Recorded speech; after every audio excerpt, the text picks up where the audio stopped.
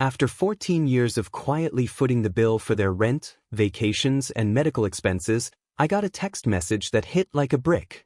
Please don't come this Thanksgiving. We're keeping it just family, and that doesn't include you. I didn't push back. Didn't ask questions. I just typed out a short reply. Message received. Expect a note. Then I sat down and did the math, every dollar I'd sent over the years. The total? $610,000. I shut down every money transfer, put their extra car up for sale, and got the beach condo listed. That condo was in my name, always had been. But I guess they preferred to act like it wasn't. After over a decade of quietly being their safety net, the invisible support system they never acknowledged, I got that text. Stay away this Thanksgiving.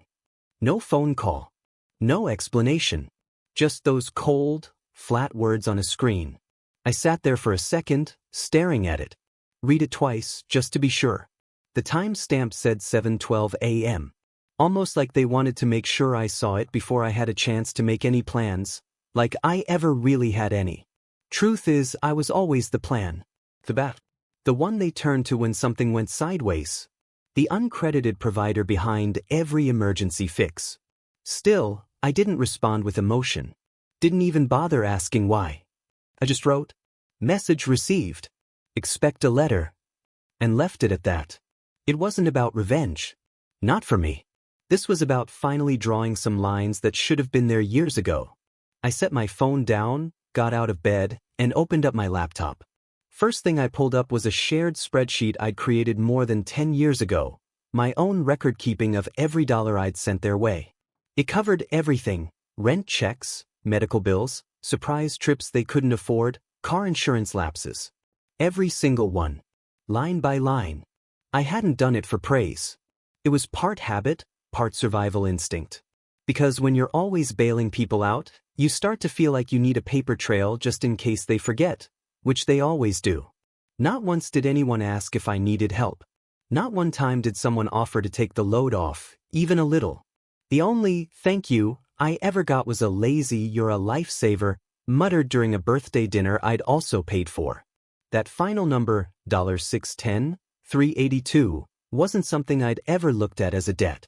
But when you're shut out, excluded like you never mattered, it makes you reevaluate what you gave without question. I shut the laptop, leaned back, and just let the silence wrap around me. Then I stood up, walked over to the drawer where I kept the spare keys. The extra set for their car. The condo deed was there too, tucked inside the envelope my lawyer sent when we closed on it. Legally, it had always belonged to me. But my parents liked to pretend otherwise. The car? Gone by noon. The condo? On the market by sunset. By the time they realized what I'd done, it was already finished. The cords were cut. I wasn't doing it to hurt anyone. I was just done. Done funding everyone's life but my own. No more rent money for Mom. No more covering Ethan's private school. No more surprise Venmos because Claire forgot to tell her husband about yet another dental emergency. And you know what? I wasn't even angry. What I felt was something else, clarity. Like I could finally breathe again without all the noise. It wasn't about the money, not really. It was about what that text truly meant. That one message said everything they'd been too polite to say out loud. I wasn't part of the family. Not when it mattered. Not when there was something to celebrate. I only counted when something broke, when someone needed a check signed, when the lights were about to get shut off. But this Thanksgiving? I was inconvenient. Unwelcome. Nothing more than a walking wallet. So I gave them what they asked for, distance. And something else they weren't expecting, a bill. Let me take you back. 14 years. That's how long I played this part. It all started the year Dad lost his job. I was 23, just landed a solid job in tech. First real paycheck. Health benefits. A little hope starting to sprout in my chest. Then Mom called crying. Said the rent was overdue. Could I help? Just for 1 month? That night, I wired her $1,800. She never even texted, "Thank you." That became the rhythm. Ethan needed braces? I paid the orthodontist. Claire's car died on the way to Coachella? I covered the mechanic over the phone. Dad needed surgery and the insurance got messy?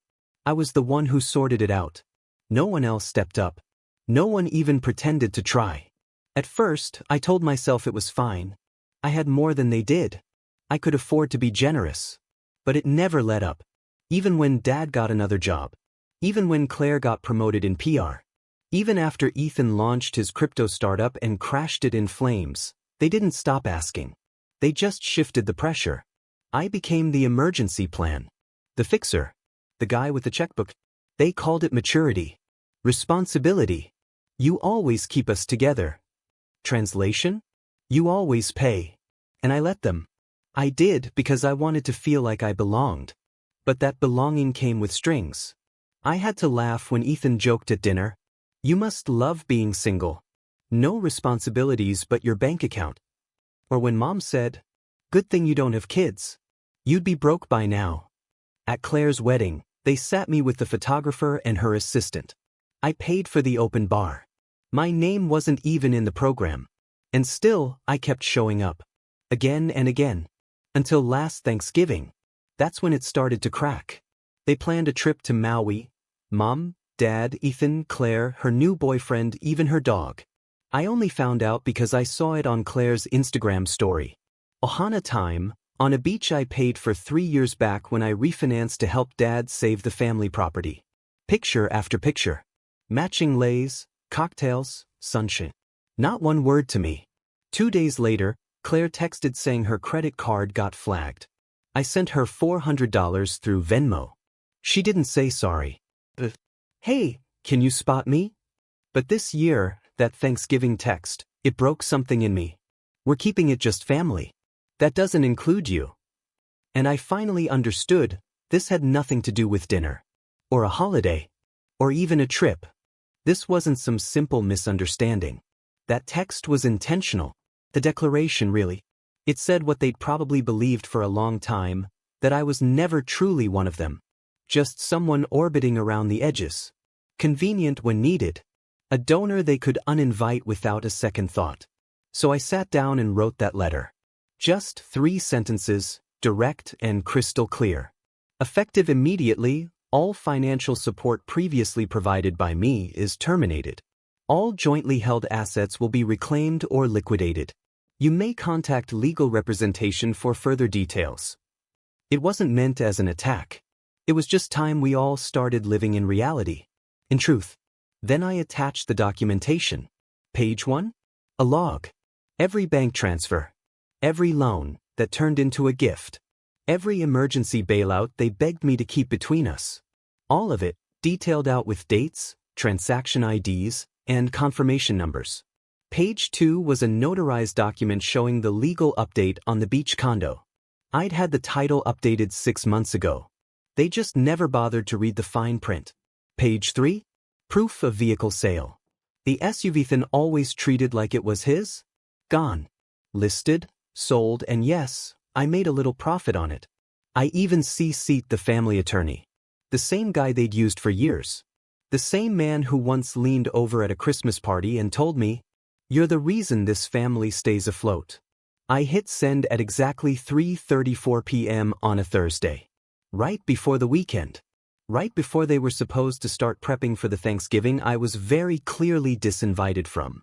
At first, nothing happened. Silence. For 17 hours. And then my phone lit up. Is this a joke? Please call me right now. What is this? We need to talk. This isn't like you. Ethan. Bro, you transferred the car? I didn't answer. I powered off my phone. Went to the gym. Ate dinner without interruptions. For once, I actually felt at peace. The panic didn't hit them until Saturday. Turns out, they'd planned to use the beach condo for Thanksgiving. Had it all lined up. Caterers booked. Claire was flying in. Funny, I hadn't known. Would have made a great Airbnb fallback for me. Too bad. The locks were changed. The access codes? Updated. And just like that, the tone of the messages shifted. You're hurting everyone. Claire. You need help. This family has always supported you. Ethan. I'm stuck in Arizona with no car. Fix this. I didn't reply. They tried going through my ex. She called me later, half laughing, half disgusted. They want me to mediate, she said, like I was still the family therapist, the fixer, the emotional translator. Then came the real twist. A long, desperate email from Mom. Subject line: "We didn't mean it." She wrote, "It's just been a hard year. We thought maybe you needed space. We didn't realize you felt so left out." And then came the old lines. "You've always been so generous. So level-headed." The punchline? "If you could just reinstate my rent support for December, we can sort everything else out after the holidays." And that's when it hit me, they still didn't understand. This wasn't me throwing a tantrum. This was a severance package. And I was just getting started. The real break? That came the night before Thanksgiving.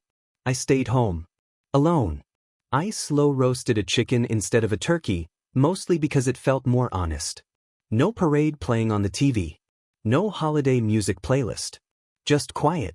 The kind of quiet I used to think meant peace. Until I realized it was just the absence of being drained. That's when my phone buzzed again. A message from Claire. No sorry. No ownership. No humility. Just a shared folder. No subject. One word in the title. Logistics. I got curious. Opened it up. Inside was a polished itinerary for their Thanksgiving. A formal event, apparently. Custom menus, full vendor list for catering and flowers, valet info, seating charts.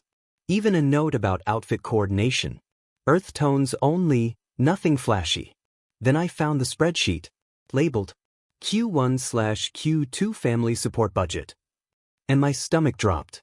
First column, initials. Ethan. And another D. Next column, projected contributions. Under my name, $48,000 by April. Already broken down, like it was set in stone. Rent support for Mom? $2,000 x4. Vehicle maintenance for Dad? $1,200.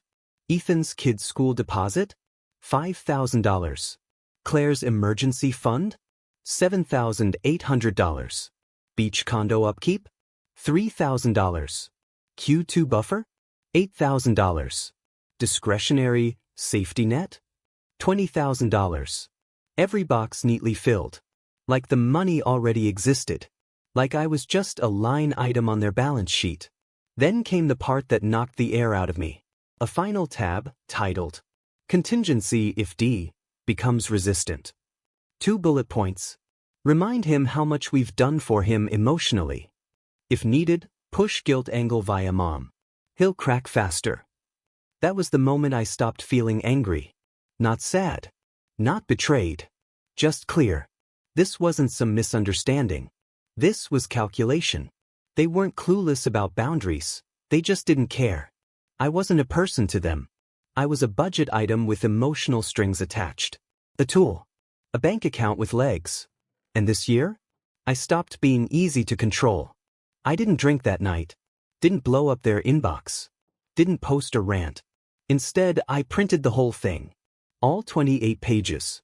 Then I opened an old folder, one I hadn't touched in years. Inside? My own records. Tax filings. Bank transfers. Venmo receipts. Co-signed mortgage docs.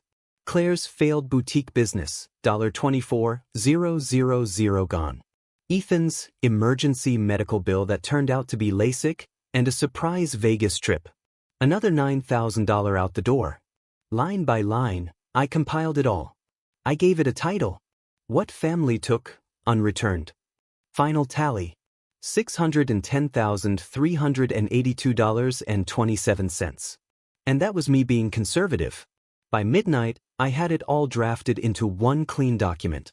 It wasn't a threat. It wasn't revenge. It was an invoice. Organized by year, purpose, and recipient. 3 signatures at the bottom, mine, my accountant's, and my lawyer's. One message to go with it. This is the total sum of what I've contributed. Not $1 has ever been repaid. Moving forward, I will not be available for financial contribution, emotional support, or guilt-based manipulation. Any contact going forward, I said, would require formal mediation. I hit send. CC'd every family member. BCC'd the family's accountant, the same guy who once half-joked over drinks. Without D, this family would have filed bankruptcy a long time ago. Then I turned off my phone and slept like I hadn't in years. Not because I'd won anything, but because I finally stopped losing to myself. Thanksgiving morning was quiet, dead quiet, until 9:47 a.m. That's when the implosion began. You're ruining the holiday. Please call. What is this? You sent this to our CPA? This is insane. We're family. Ethan. Dude. You sold the SUV? Are you kidding? Then the panic started to roll in. Apparently, they had guests en route to the beach condo. Nobody had bothered to tell them I'd revoked access and changed all the codes 2 days ago. Claire sent a photo of the door lock. Why can't we get in? You need to undo this. We have kids. We called the police. This is illegal. I didn't reply. They'd spent over a decade acting like everything I gave them was already theirs. Now they were stunned I remembered it wasn't. At 1:23 p.m., Ethan sent a voice message. I'm stuck. We were halfway through Arizona when the car app shut down. It got towed. You sold it?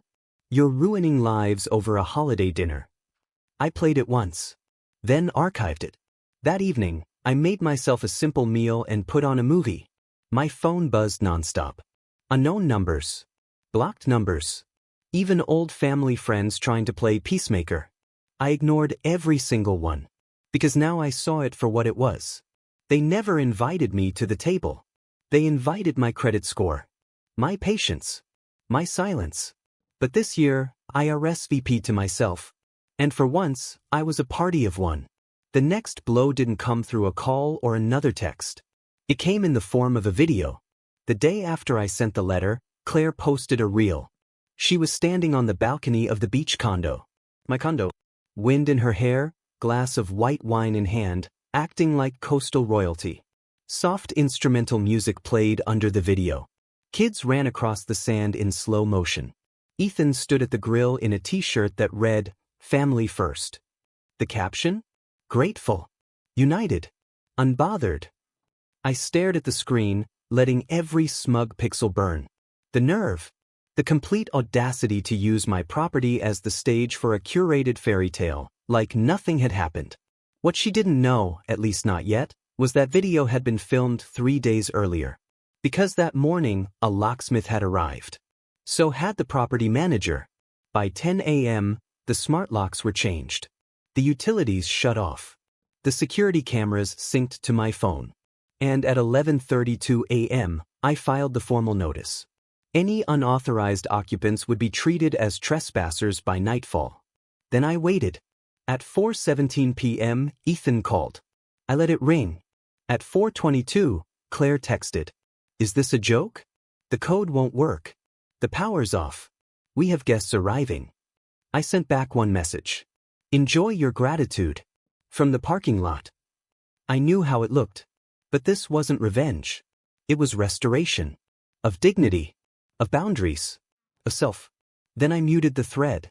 That night, the group chat I hadn't looked at in 6 months lit up like a Christmas tree. New name, time to heal. First came the guilt. Mom's crying. You broke her heart. This isn't who you are. You're better than this.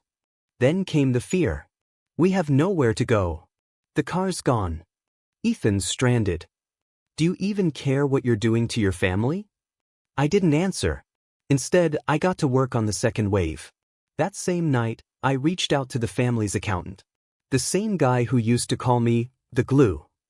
I had him issue formal withdrawal notices from every shared financial structure I'd built to keep them afloat. The backup trust. The emergency fund. The joint tax shield I'd set up to cover their botched filings for the last 6 years. By morning, their accounts were flagged for review. Claire's credit card bounced. Ethan's tuition grant got revoked. Mom and Dad's property tax autopay failed. The dominoes fell quicker than I expected. At 9:03 a.m., Ethan showed up at my door. Disheveled. Sweating.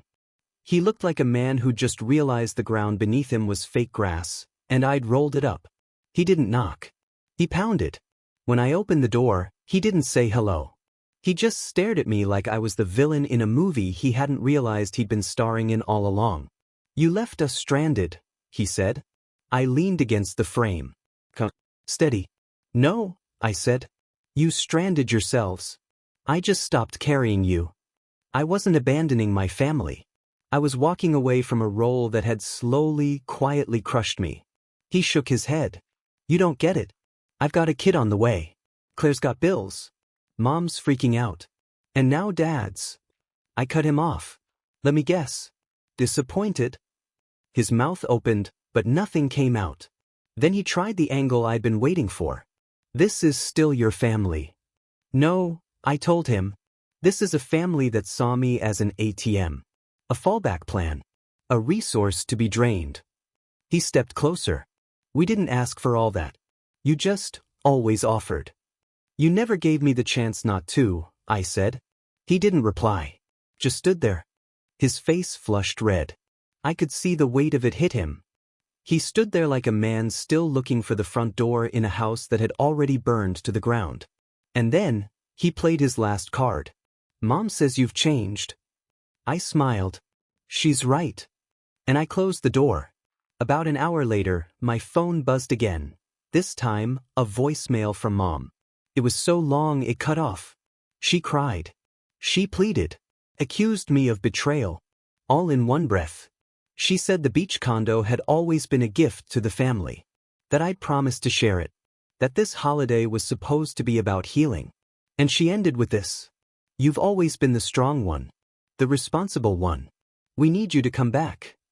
I sat with that line for a while. Part of me still hurt that it came to this, sure. But another part, the part one used to ignore, knew better than to lie to myself anymore. So I sent her one thing. A photo. A screenshot from that spreadsheet, the Q1 and Q2 family support budget. The one where I was labeled simply as D. A funding source. A number. And under it I typed, "This is who you needed. Not me. That version's gone.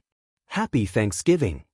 By evening, my phone was a digital graveyard. Missed calls, voicemails, text after text. I turned it off. Made myself dinner. Put on some music. And for the first time in over a decade, I sat inside a life that finally felt like mine. Not inherited. Not extracted. Not built out of guilt or conditioned love. It was mine. And strangely enough, the aftermath didn't scare me. It set me free. Because when you stop being someone's oxygen, they finally figure out what breathlessness feels like. They say silence is peaceful. But honestly, that's not always true. Real silence, after a storm, after a severance, feels like a vacuum at first. It hums. It pulls at you. It waits for you to fill it again with apologies you don't owe and explanations they don't deserve. But I didn't give in. I let it ring. By December, everything went quiet. But not the kind of quiet that means healing. No more voicemails. No late night, "Hey, just thinking about you," messages. No pretending nothing had happened. Just absence. And you'd think that kind of silence would hurt. That I'd lie awake wondering, what if? I didn't. Because for the first time in my life, I saw how much space they used to take up. How much I had reshaped myself just to fit the mold they made for me. They held Thanksgiving without me. At Claire's tiny apartment, based on a tagged photo someone forgot to hide. Paper plates. Fold-out chairs. A grocery store cake with "thankful" misspelled in frosting. Claire smiled through it like a politician. Ethan looked like he hadn't slept in days. Mom wasn't in any of the pictures. Dad posted some cryptic meme a few days later. Sometimes the tree must be cut to see who falls with it. 3 likes. 1 comment from a cousin. "You okay, Uncle Rick?" I didn't respond. Instead, I focused on closing out the last loose ends. The condo lease was signed. The trust accounts were shut down. And the final asset, the emergency fund I had quietly built and tucked under their names, was dissolved. All of it came back to me. Legally. Quietly. Finally. I wired a portion to a cause I actually believed in. The rest? I let it sit. Not because I needed it. Because I'd earned it. Then January rolled around. A letter arrived. Handwritten, thick envelope. The kind people use when they think paperweight equals sincerity. It was from Mom. Inside, pages of sorrow, nostalgia, and justification. She wrote about how hard things had been, how much she missed me, how families fall apart when people don't forgive. Then came the pivot. She didn't ask for money, not outright.